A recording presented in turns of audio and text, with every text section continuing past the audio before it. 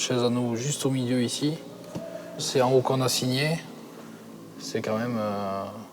c'est de l'émotion en fait, même si tout n'a pas été parfait. C'est quand même un truc qui prend quand même 1 an et demi à préparer. Et qu'au bout, on espère que ce soit tout ce qu'on espérait. Et pour en mettre plein la vue à sa future épouse, Laurent s'était adressé à une professionnelle du mariage qui lui avait par exemple promis la venue d'une banda, une fanfare locale. Mais rien ne s'est passé comme prévu. La banda, alors en fait, on l'aurait placée ici en fait. Comme ça, ils auraient fait l'Ave Maria quand on aurait déposé le bouquet à la Vierge. Et en sortant, la chanson des Beatles, All You Need Is Love. Voilà. Pas de Beatles version locale, juste de lourds silences entre chaque allocution du prêtre pour cette cérémonie qui théoriquement aurait dû être romantique et unique. À 700 km de là, dans les beaux quartiers de Neuilly-sur-Seine, en banlieue parisienne. Pour leur mariage, ce couple a lui aussi fait appel à la même organisatrice. À l'instant où elle nous a serré la main, elle savait déjà qu'elle allait nous arnaquer. C'est pas devant une urgence d'argent ou qu'elle a décidé de nous arnaquer. Elle savait qu'elle allait nous arnaquer dès le début, à la première rencontre. Une escroc. Voilà à qui ce couple bon chic bon genre a eu affaire, tout comme Laurent. Elle s'appelle Véronique Bunoust. À son actif, une dizaine de jeunes mariés arnaqués, principalement dans le sud-ouest de la France. Voici le parcours de cet escroc et mythomane. Tout commence à Biarritz en 2007. À cette époque, Véronique Bunoust a flairé le bon filon. Cette mère au foyer décide de surfer sur la mode des mariages clés en main et crée sa propre société.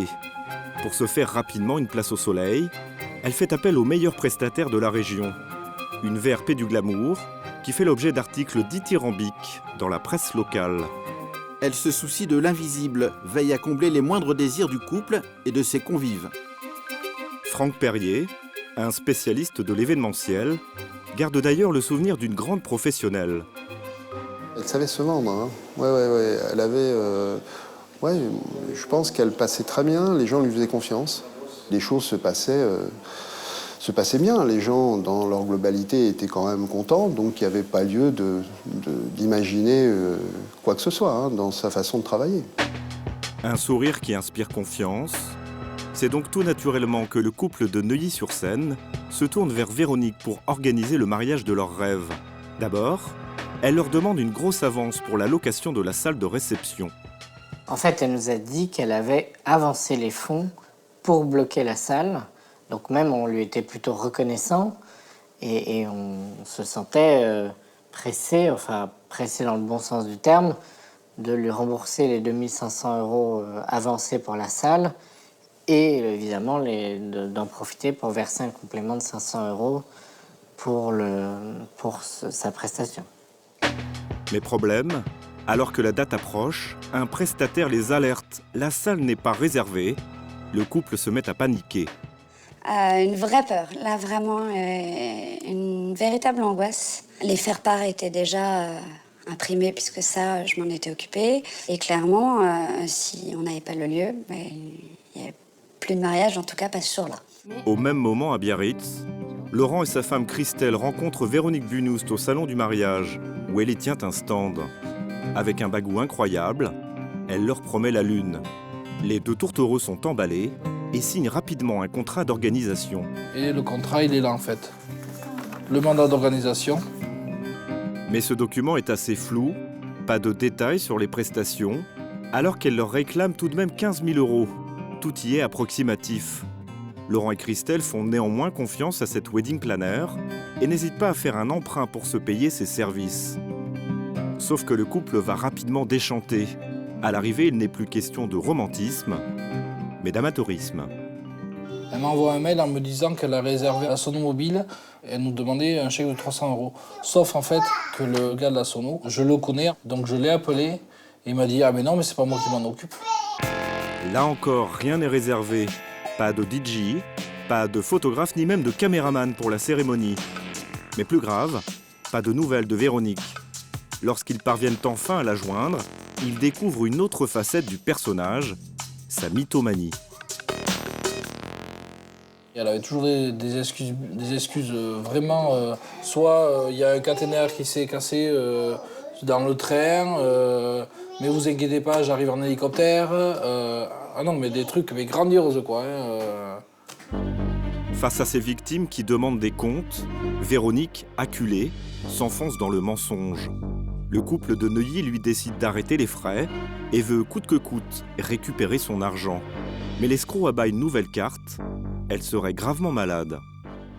Elle m'expliquait qu'elle avait donc un cancer, qu'elle soignait, qu'elle était en chimiothérapie. Voilà, on a un petit peu enquêté de notre côté.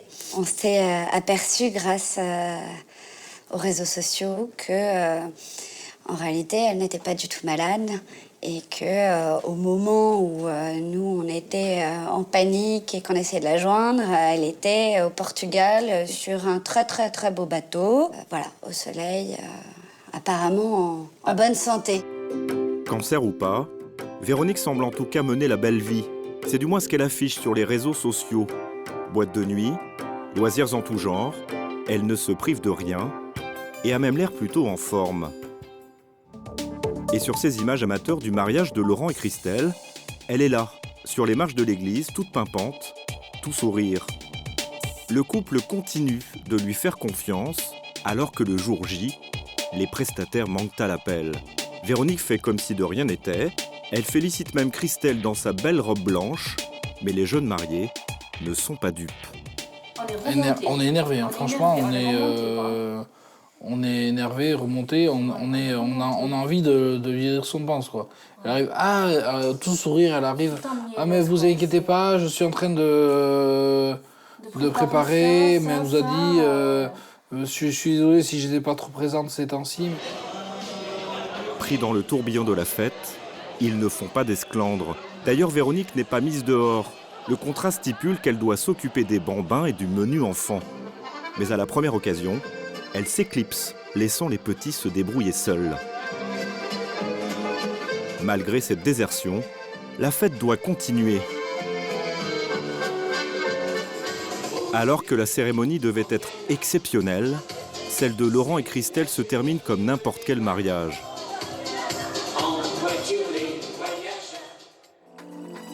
Et le lendemain matin, le couple ne s'attend pas à une telle gueule de bois. Véronique vient de leur asséner le coup fatal. Maman, elle était là à 10h. Voilà. Dimanche matin à 10h, elle était là pour nettoyer elle a la tout salle. nettoyé, elle a tout embarqué, tout ce qu'on avait payé, les bougies, tout. Elle nous avait laissé juste un bocal parce qu'il y avait des poissons. Parce qu'il y avait des poissons dedans. rouges, il y avait les poissons rouges, c'est pour ça. Voilà, c'est tout. Dans cette histoire, Laurent et Christelle ont été arnaqués de 7 000 €, de l'argent qu'ils ne reverront jamais. Car à cette époque, difficile de mettre la main sur Véronique Bunoust pour lui réclamer des comptes. Son entreprise, qui soi-disant vendait du rêve, n'existe pas. Le numéro de SIRET est totalement bidon. Alors, seule solution pour les victimes, porter plainte. Fin 2009, 11 couples la traînent en justice. Celle que l'on surnomme désormais la marieuse de Biarritz est jugée à Bayonne le 3 juin 2010. Maître Fort, l'un des avocats des parties civiles, se rappelle très bien du procès. L'escroc va briller par son absence. Elle avait invoqué le fait qu'elle avait pris une armoire sur la tête et que, bien évidemment, son absence était justifiée par cet accident-là. Je dirais que pour Bayonne, c'est unique. Bon, c'est la première fois que j'entends pareille situation. Hein. Et surtout, d'avoir affaire à une prévenue qui avait, je dirais, une tactique bien rodée, bien huilée, on va dire, et qui s'est avérée payante, entre guillemets, pour elle.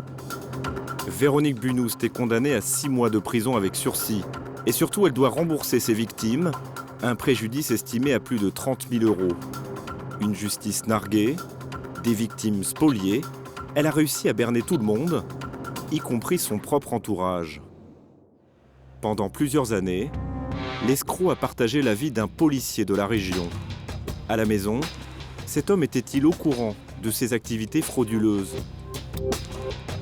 Plusieurs documents que nous nous sommes procurés laissent planer le doute, comme ces chèques de victimes rédigés à l'ordre de son mari. Nous avons contacté cet homme par téléphone. Voici sa version.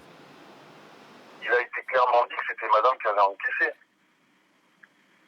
Il a été clairement dit que c'était de la main de madame. C'est tellement facile de faire des faux, usages de faux et tout comme ça. La victime qui a été le plus touchée dans cette histoire, c'est moi. Entendu par la justice, l'homme a tout de suite été mis hors de cause dans cette affaire. Il va même plus loin, en reconnaissant que c'est une mythomane, qu'elle n'a jamais été hospitalisée. Aujourd'hui, l'homme a refait sa vie et ne veut plus entendre parler de Véronique Bunoust.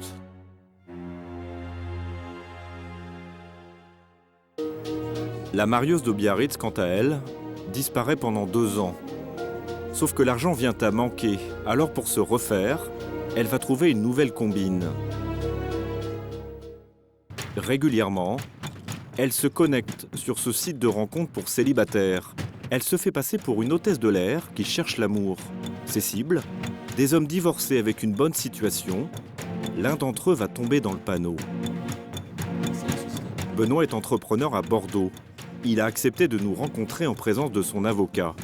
En août 2012, il répond à une petite annonce de Véronique. Très vite, il entame une relation avec elle, mais rapidement, il se rend compte que sa fiancée a un petit problème, avec l'argent notamment. Elle avait quand même certaines attitudes, certains gestes dès le départ qui étaient bizarres. C'était, il fallait tout le temps soit payer quelque chose, soit faire l'avance, soit elle n'avait rien, ne faisait... il fallait tout le temps être avec elle. Déjà, ça, c'est bizarre, quoi. 4 mois plus tard, les doutes de Benoît se confirment. Sa comptable lui apprend que Véronique a volé un carnet de chèques et imité sa signature. Entre le 20 décembre et le 18 janvier, il y a eu à peu près 15 000 € de chèques. L'espace d'un mois. Oui. Benoît met fin à cette relation éphémère et surtout il porte plainte. Le 19 septembre dernier, Véronique est de nouveau jugée et là encore, le box des accusés est vide. Elle est condamnée cette fois à 6 mois de prison ferme. La veille du verdict, Véronique habitait encore ici, un modeste appartement dans cette résidence près d'Arcachon. Dans sa boîte aux lettres, il y a encore du courrier à son nom. Visiblement, elle aurait quitté les lieux un peu vite sans même prendre le temps de faire le ménage. Ses voisins n'ont plus de nouvelles. Vous avez une idée de où est-ce qu'elle est? Non. Elle est partie, elle a dit au revoir. Il reste encore des affaires dans le garage. C'est tout ce que je sais. C'est simple, moi je l'ai vu prendre tous ses bagages le mardi. Elle est partie précipitamment comme ça. Le lendemain, on a appris qu'elle était en cavale. À quelques kilomètres de là, une petite maison isolée, celle de son père et de sa belle-mère. Nous tentons notre chance. Bonjour, je suis à la recherche de Véronique Bunoust, s'il vous plaît. J'aimerais juste poser en fait des questions à votre fille, tout simplement. Mais question à propos de Alors, quoi? ma fille n'est pas dans la région. Vous n'avez pas idée d'où elle est? Non, elle est déménagée, elle n'a pas laissé ni adresse ni rien, même pas les numéros de téléphone. C'est étrange quand même qu'elle ne tienne pas sa famille au courant. Toujours est-il que nous, on n'a pas de contact depuis pas mal de temps. D'accord. Apparemment, elle a également coupé les ponts avec sa famille et surprise, ils ne semblent même pas au courant du passif judiciaire de leur fille. Elle sera jugée et elle sera condamnée. Si elle a fait les conneries, elle va payer. Qu'est-ce que vous voulez? Et justement, elle a été condamnée à 6 mois de prison ferme, là. Quand? Là, le 19 septembre. C'est pas vrai. Mais oui. Ah, vous n'étiez pas au courant? Bah non, on n'est pas au courant. Comment vous voulez qu'on sache? Elle a été condamnée à 6 mois de prison ferme. Et depuis, elle a disparu.